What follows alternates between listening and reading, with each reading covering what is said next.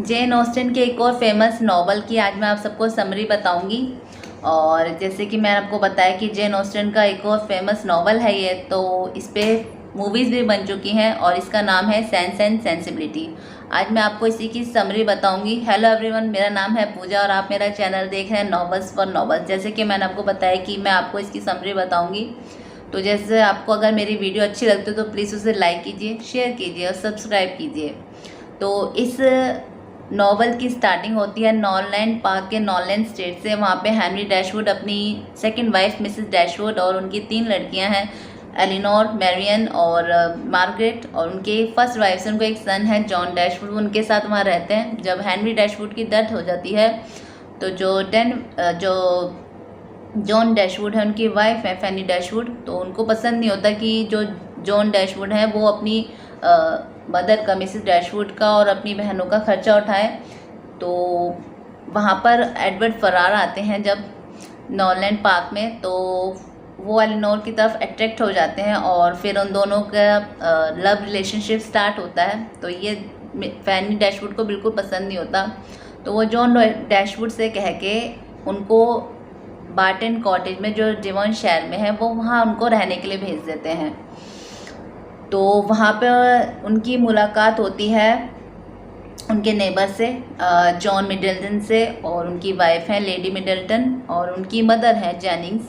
तो उनकी काफ़ी अच्छी बॉन्डिंग होती है वहाँ पर। तो वहाँ पर कर्नल ब्रेटन है, वो जो मैरियन उनको फर्स्ट टाइम देखते हैं तो वो उनकी तरफ अट्रैक्ट हो जाते हैं। वो तभी से उनकी तरफ अट्रैक्ट हो जाते हैं क्योंकि अट्रैक्ट हो जाते हैं। पर जो मैरियन है वो बिल्कुल भी ना उनको, कर्नल ब्रेटन को बिल्कुल भी पसंद नहीं करती।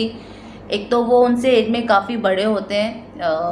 जो मैरियन है वो 16.5 की हैं और जो एलिनोर है वो 19 एज की 19 ईयर्स ओल्ड है, और जो वो मैरियन है वो 16.5 ईयर की है। और वो जो कर्नल ब्रेटन होते हैं वो उनसे 20 साल बड़े होते हैं। वो 35 आई थिंक ऐसे कुछ होता है, 35 या 36 के। तो जो मैरियन होती हैं वो बिल्कुल भी कर्नल ब्रेटन को पसंद नहीं करती। तो एक दिन जब मार्गरेट और मैरियन वॉक पे जा रहे थे तो उन्हें विल्बी नाम के एक जेंटलमैन मिलते हैं। तो जो मैरियन होती है वो उनकी तरफ अट्रैक्ट हो जाती हैं। कुछ दिन बाद जब विल्बी ये कह के कि वो बिज़नेस करने लंदन जा रहे हैं, तो वो लंदन चले जाते हैं। तो जो मिसेस जेनिंग्स हैं वो एलिनोर और मैरियन को लेके लंदन जाती हैं अपनी सेकंड डॉटर के यहाँ, मिसेस पामर के यहाँ। वो लंदन में रहते हैं तो वो भी उनके यहाँ लंदन जाते हैं। वहाँ पे जाके जो मैरियन होती हैं वो लेटर लिखती हैं विल्बी को कि वो वहाँ आई हैं तो वो उनसे मिलें, लेकिन जो विल्बी होते हैं वो उनके लेटर का आंसर नहीं देते, रिप्लाई नहीं करते। तो एक दिन एलिनोर और मैरियन को पता चलता है कि जो विल्बी हैं वो शादी कर रहे हैं मिस ग्रे से। तो ये सुन के जो मैरियन होती है उनको बहुत धक्का लगता है। तो जब विल्बी लंदन चले जाते हैं, विल्बी ये कह के लंदन जाते हैं, तो वहाँ पर बार्टन कॉटेज में, डेवनशायर में, वहाँ पर एडवर्ड फरार आते हैं। जो एडवर्ड फरार हैं वो आते हैं, वो उनसे मिलते हैं एलिनोर से। लेकिन जब वो वहाँ से चले जाते हैं तो वहाँ पे मिसेस जेनिंग्स की 2 कज़न्स आती हैं, लूसी और एन। तो जो लूसी हैं वो एलिनोर को बताती हैं कि उनका और एडवर्ड का वो दोनों 4 ईयर्स से एक रिलेशनशिप में हैं, वो दोनों 4 साल से रिलेशनशिप में हैं, तो वो उनसे शादी करना चाहती हैं।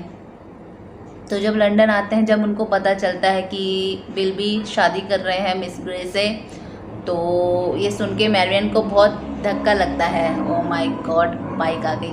हाँ, तो मैरियन को ये सुन के बहुत धक्का लगता है। वो वापस आते हैं तो जो उनकी हालत देख के जो वो होती हैं,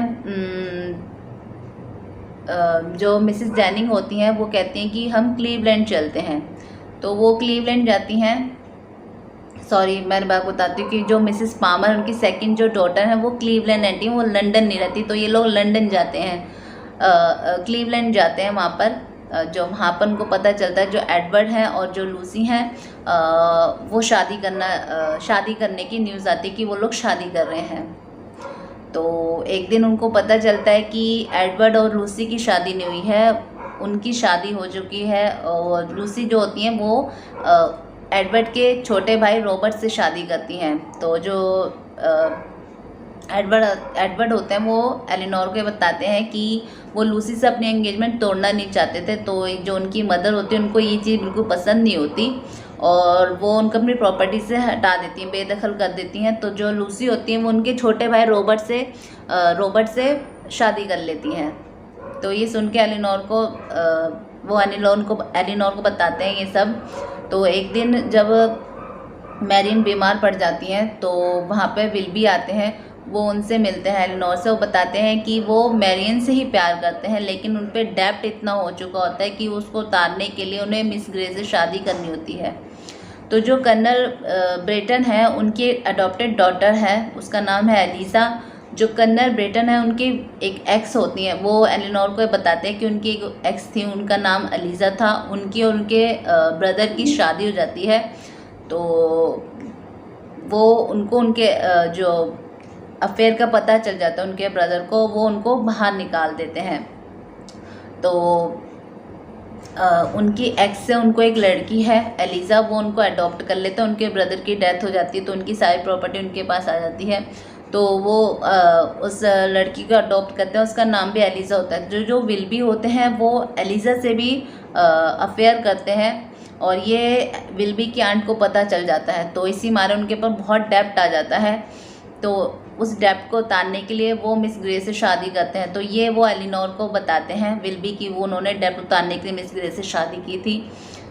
तो ये इसकी स्टोरी है। अब इसमें हम आगे जब आप लोग आगे पढ़ेंगे तो आपको पता चलेगा कि जो एडवर्ड हैं वो एलिनोर से शादी करते हैं या एलिनोर एडवर्ड से शादी करने के लिए मान जाती हैं। जो मैरियन है उनका क्या होता है, क्योंकि उनको वो विल्बी से बहुत प्यार करती हैं और वो उसमें वो बीमार हो जाती हैं बहुत।